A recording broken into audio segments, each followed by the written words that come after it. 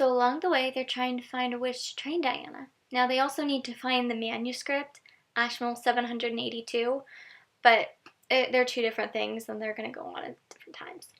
So, because they fled, and because Diana, actually thinks that she can find a witch, which is, by the way, very difficult to do, because, again, death and burnings, torture, the usual. No witch is really going to want to step up to help her. But she gets really lucky. There's a witch, I believe is a midwife, and she comes to help Diana, but she realizes that Diana can't do anything. She asks her to crack an egg using magic, and when she comes back, Diana has hatched a chick. So, she's like, you're completely incapable. And to be fair, it really does look like Diana can't do any spells, but it's not because she's powerless. In fact, it's because she's a weaver. A weaver being someone who makes spells, so of course she can't follow any spells because she is the one who creates them herself, which also supports the fact that she has every single power imaginable.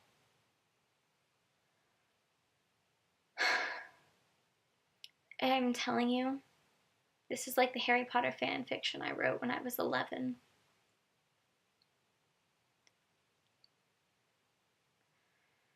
Okay, so they find another weaver who happens to be in town. She helps train Diana, and they take her to a sort of ceremony where Diana has to unbind herself, basically, and find what kind of weaver she is. So they kind of take her into a circle, and she begins to kind of pull out all her ribbons, the ones which she basically describes as being her bindings. So she unknots them and gets them all out, and they're all spread out, and that's when her fire drake comes out. Each weaver has a familiar, and hers is, again, a fire drake, so it flies around and doesn't really listen to her.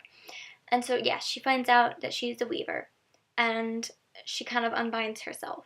Now, she doesn't know the fire drake's name, and in order to tame the fire drake, she needs to know its name. But that's not going to happen yet. So after that, Matthew is called to court by none other than Queen Elizabeth I. Queen Elizabeth I is pissed off at Matthew because, one, she's in love with him. Everyone's in love with Matthew or Diana. Everyone. You think you're not in love with him? You are.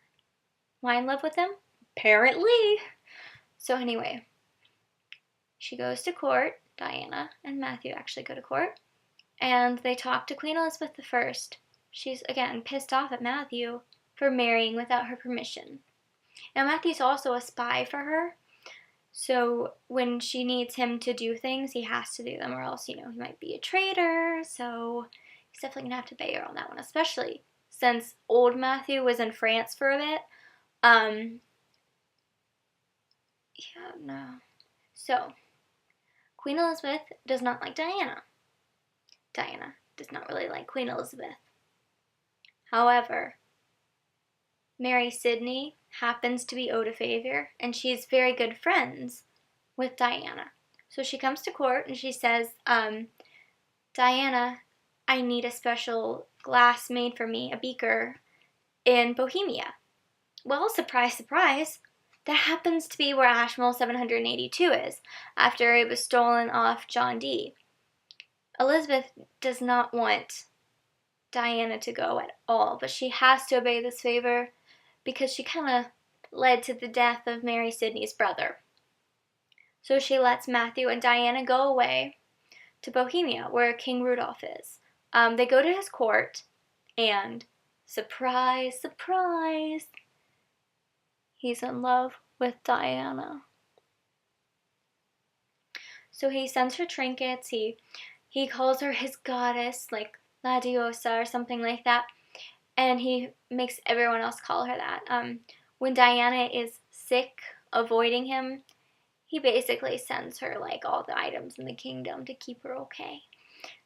Well, Diana doesn't really like this, and I don't blame her at all, He does not know when to let off. Matthew's also pretty pissed, but he kind of uses it as ammunition in order to get Ashmole 782, because they're going to work anything they got to get the manuscript.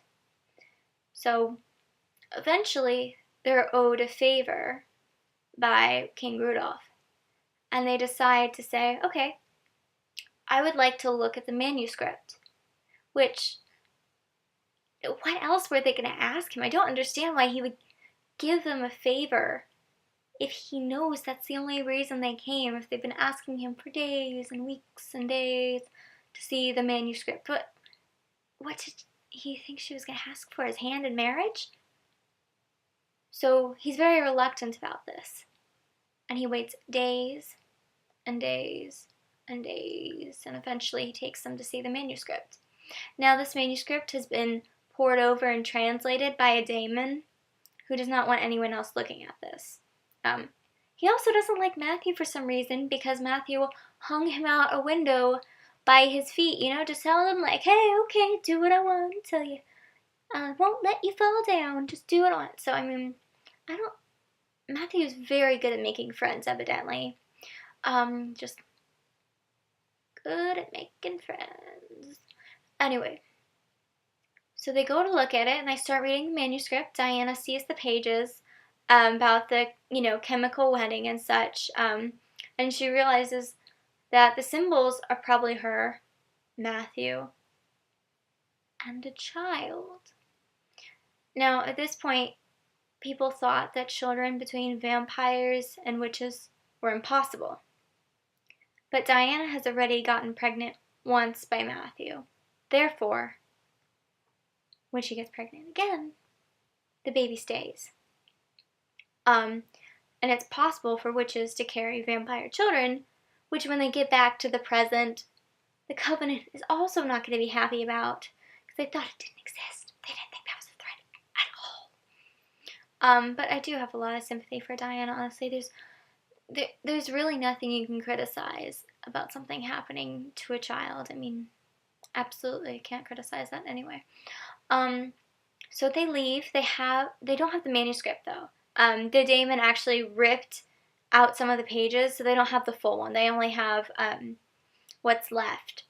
So Diana and Matthew return back to England, where they actually find her father. He's a time walker like she is, and so he happens to be wandering around England. It's sort of sad and wonderful for Diana, because again, her father died when she was 7. Now, to him, she's only 2 years old in his present. But it seems like he knows already that he's not going to live too long, because he keeps talking to her about inane things, which really he's just trying to figure out what kind of person she is.